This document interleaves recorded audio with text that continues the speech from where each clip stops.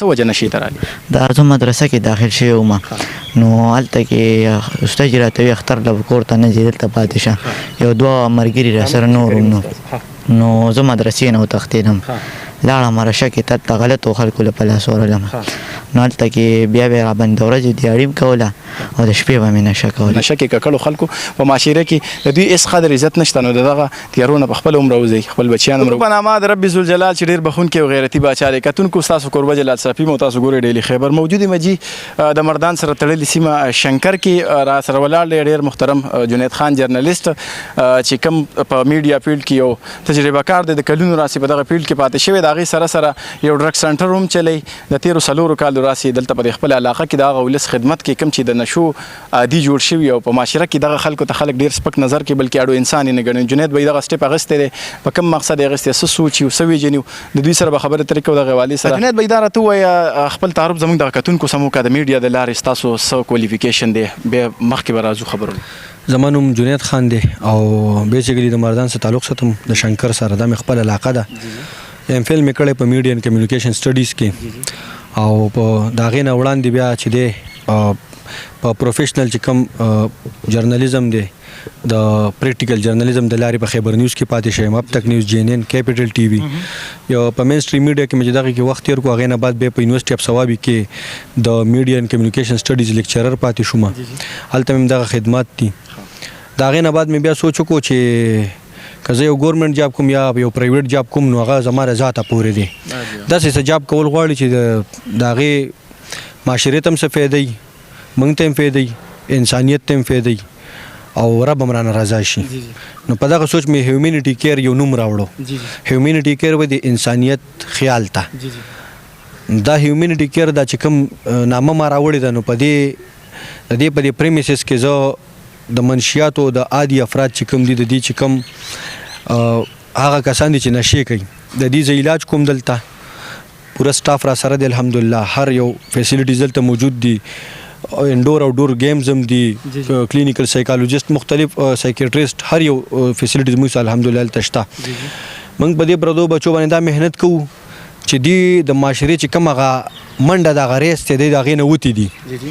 د هغه ریس نه دي وتې دي موږ دی دوباره انیبل کوو چې دې ریس ته واپس راشي یو نارمل لایف ته راشي ځان له څه وکړي را روان وخت کې به د دې بچي د دې به ښځئ چې هغې له مستقبل دپاره د هغې دپاره هم څه ګامونه پورته کړي.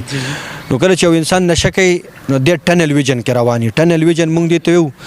لکه مخکې به د خرګاډۍ په دې سړکونو ډېرې به تاسو کتلې دا خر به و خرګاډۍ به وه هغې ته به مخې ته د سترګو ته به ورته داسې یو څیز لګېدلي وه ته به مخه ښکارېدل اخوا دېخوا سایډونه به ورته نه ښکارېدل. دې ته وایي ټنل ویژن دې کانسیپټ ته چې مطلب یو سړي ته په یو سورنګ کې څنګه مخامخ رڼا ښکاري خو غاړې ورته نه ښکاري تیاری ورته. نشهیي سړي مثال هم دغه شانتې دی ده ته نه خپل ثقافت ښکاري نه ورته دته د چا حقوق ښکاري نه ورته دته دا پاتې چې مور پلار فرمانبرداري څه ته وایي مشر کشر څه ته وایي کلي ولس څه ته وایي غم خادي څه ته وایي دا یو نشهیي سړی د دې خبرو نه بالاتر شي. نو موږ دا کوشش کوو چې کله یو نشهیي نو موږ دې نارمل لایف ته راولو ریبلیټیشن نه بعد چې دې موږ دلته فیسیلیټیټ کوو او د نارمل لایف ته راشي د ده دلته سترګې وغړېږي چې آیا زه خو په ډېر خرابه لار باندې تللی وم. بل مې سوچ دا دی چې داسې قسمه خلک چې دی د احساس کمترۍ ښکاري زیاتتر دا غریبانان چې دی دا قابل رحم دي دا ظالمان نه دي.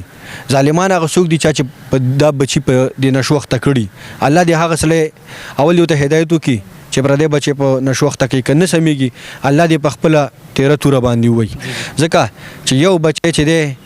دا د پردو میندو بچي دي په یو بچي چې څونه محنت کېږي او په دې پښتنه معاشره کې د بمونو یې بچ کړي انسان د تربګنو نه یې بچ کړي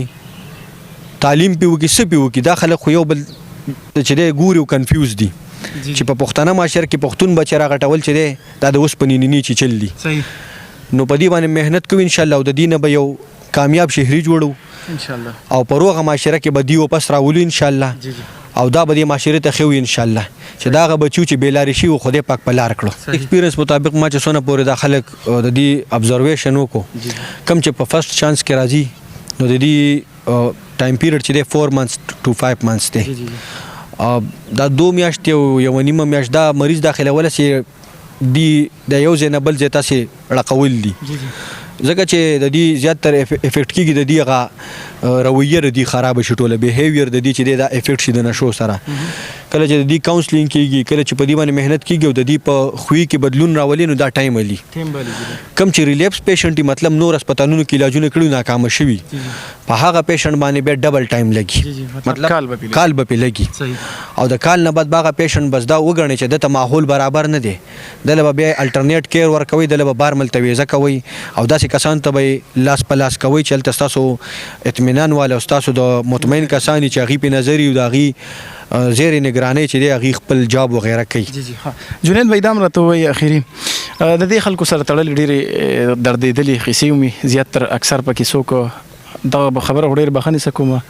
عشق کې څوک ناکامه شي په نشه راوړي که نه پښتنو معاشره د یو ویډیو مې کته هغې کې داسې خبرې راغلي یا داسې د غربت د وجې څوک دغه سایډ ته لاړ شي د مور او پلار چې کومه لاپرواهي اکثریت پکې څه دی یا داسې یو دردېدلې سټوري چې تاسو له راغلي په دې دومره وخت کې چې هغې تاسو ډېر خفه کړي او په کې مغه جذبه نور هم سیوا شي چې یاره واقعي په دې معاشره کې کار پکار دی د داسې مختلف کنډیشنز کې موږ سره خلک راځي چې لکه د هغې ډفرنټ سچویشنز دي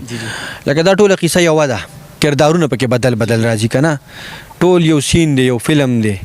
چې سوچ وته نو یو کردار به ته بدل ښکاري مین چې کم د دې هغه اینډ دی هغه ټول دا دی چې نشه او نشه نه ټوله لوبه دغه ده یو سړی نشه کوي او نشه پرېږدي خو د نشې شروع کولو کې او نشې پرېغوستو کې چې د په منځ کې کم لایف تیر شوی دی دې کې بدل کردارونه موږ ته راځي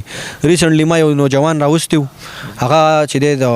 هغه د سایکوسس پرابلم و دماغي مسلې وې ورته د نشو نه دماغ خراب شو هغه یو بل روري دواړو به نشه کوله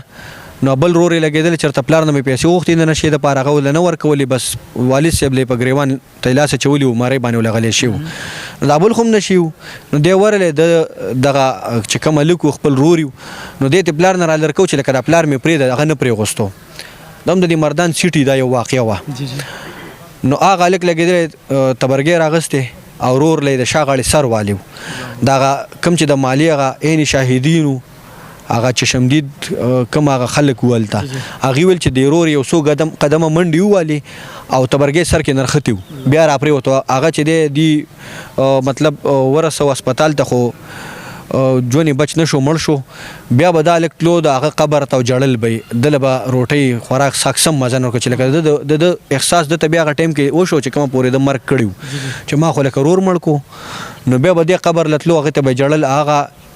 هغه چې کوم هغه سچویشن و هغې څه دی ټراما شو سایکوسس پرابلم ورته راله دماغي طور چې دی مکمل منټل هیلث او منټل چې کوم د هغه لیول ټول هر څه لاش شو الحمدلله دلته علاج وشو خدای پاک ښه کامیاب کو